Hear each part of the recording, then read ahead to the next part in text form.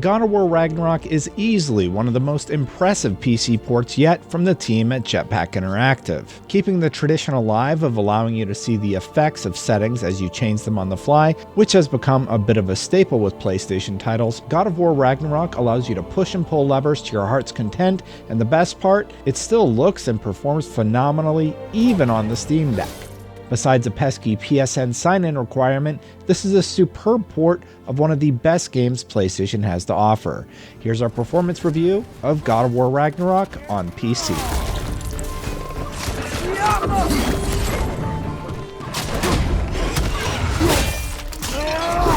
God of War Ragnarok's big technology upgrade is the jump from DX11 to DX12. While Ragnarok doesn't add ray tracing or any fancy technology over its PlayStation 5 version, it does do one thing exceptionally well: push the performance of your machine as far as it can go and give you the best gaming experience possible.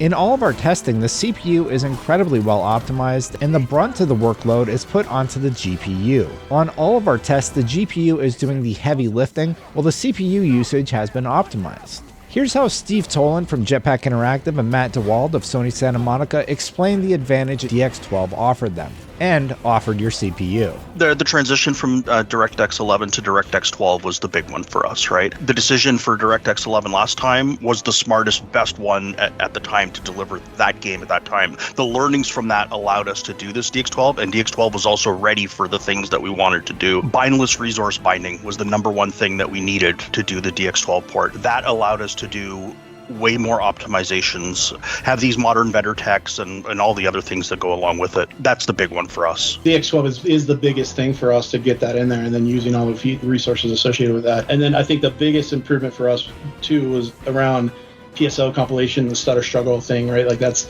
was a huge amount of work to try to get that figured out, to make sure that we have as quick of a shader compilation in the beginning as we can. Obviously, we have to support everything down from a 4-core CPU up to 32-core CPU, and how do we expand across that to get that compilation time down, but then to ensure that we've caught everything, right? Like, making sure that there's not some random shader in some corner of the world that people hit and then start getting hitches when they get there.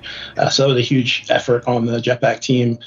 Super proud of what they did. All of these advantages allowed the team to put all that work on the GPU and use much less CPU power. In addition, God of War Ragnarok has several upscalers to choose from in the PC port, which will allow you to play at a lower base resolution and upscale it to 4K with only minor sacrifices in graphical territory. Ragnarok offers TAA, DLSS, XESS, and FSR, with the default being temporal AA. So the default, what it says TAA in the menu, that's our internal, we call it SMS TAA. That's very finely tuned. That was actually a version of that was used on the previous PC game. We pulled that in as it was in development. So we shipped that was our default on the last PC game, and then it got more iterations to ship Ragnarok on consoles, and we used that. That has some extra magic in it that's like just specific to like the types of content that's in the game that goes into the algorithm. It's very, very, very good. I'd suggest trying and checking out it. It scales very well. No matter which you choose, you'll likely see a stable performance without doing anything in the game's settings. Even on the Steam Deck, it handled 30 FPS with ease on the default settings, but by using FSR and tweaking a few settings, we were able to get the game running around 50 to 60 FPS. On all platforms, you'll have a lot to choose from in the menu. At the top level, you'll find that each scaler offers a quality mode that'll reduce your base resolution by about 40%, using the upscaling technology to bring it back up to 4K, but offering much higher frame rates. Similarly, the performance mode will drop your resolution by half, but see massive spikes in the frame rate for the player. Given this flexibility, Ragnarok is so well optimized for our machine that we're seeing around 100 frames per second on average, even with everything set to Ultra. And that only increases when using quality mode, which the menu tells you how it's going to downscale your base resolution, so here's how it handles each resolution as it steps down from 4K. On the lowest SKU we tested, the Steam Deck, we still saw above 30 frames per second at the low preset, but by using FSR, you can even push it up to 50 or 60 FPS by tweaking a few settings like shadows and reflections down. Trying Rock Paper Shotgun's FSR recommendations, we saw significant improvements, and if you wanted an even bigger boost, you can also drop down lighting to low, and we were hitting 60 frames per second on the handheld. Now, all this capture is documented when plugged into a 4K output, so note that the base resolution is actually 800p in handheld mode. Beyond the Steam Deck though, the PC version of the game has a few settings you can adjust to get even more frame rate out of the game if you're still struggling to hit 60 frames per second. The main areas you'll find big boosts by reducing their setting include lighting, shadows. Let's go through each and take a look at how they impact performance. Starting with textures, there is little to nothing to be gained by knocking it down, and it will mostly just degrade the overall look of the game. At best, you'll gain 1 to 2 FPS by going from ultra to low on high-end cards. And when you're sacrificing so much, you should just leave it at the ultra preset if your machine is able. Reducing it to medium only gave us about a 1 FPS gain on DLSS/DLAA mode, so it's really not worth setting it below high should you really need the extra performance. Models also had very little effect, with the difference between low and ultra only seeing about a 1 FPS gain.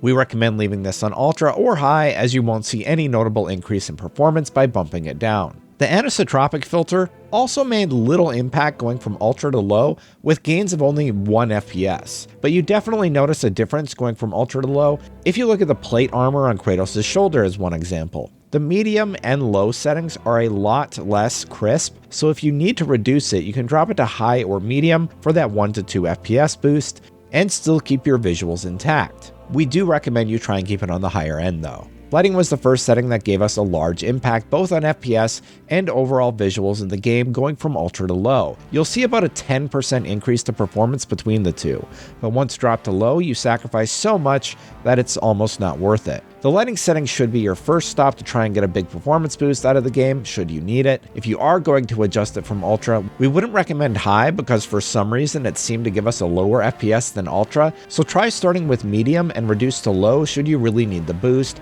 knowing it will give the game a much darker overall look if you go to the lowest option here. Shadows are yet again an area where you will get a huge boost to FPS, and I actually think that the low setting looks pretty good considering what you gain. This is a massive 27% boost in performance, and overall the look of the game isn't drastically impacted. Again, the high setting seems to have a few issues with shadows, so if you like to keep a bit more of the shadow fidelity, use medium, but low will get you a massive boost and still manages to look quite good. Reflections don't see a huge benefit being turned from below the high setting. Ultra is a bit heavier as it seems to reflect characters, as seen in some of our testing, but going from high to low will only net you about 1 FPS, so we'll say high is the sweet spot here. Atmospherics may have little impact on FPS, but you'll see a severe degradation when going below high on PC. There's an odd issue with how fogs are displayed in the game below medium, and it can be a bit distracting, so keep it to high or ultra would be ideal because of this. Ambient occlusion is not only hard to show, but visually or performance-wise,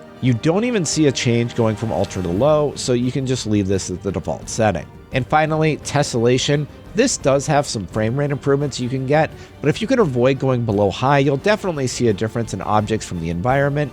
The rope on this hay bale is a clear example of how you'll see the difference.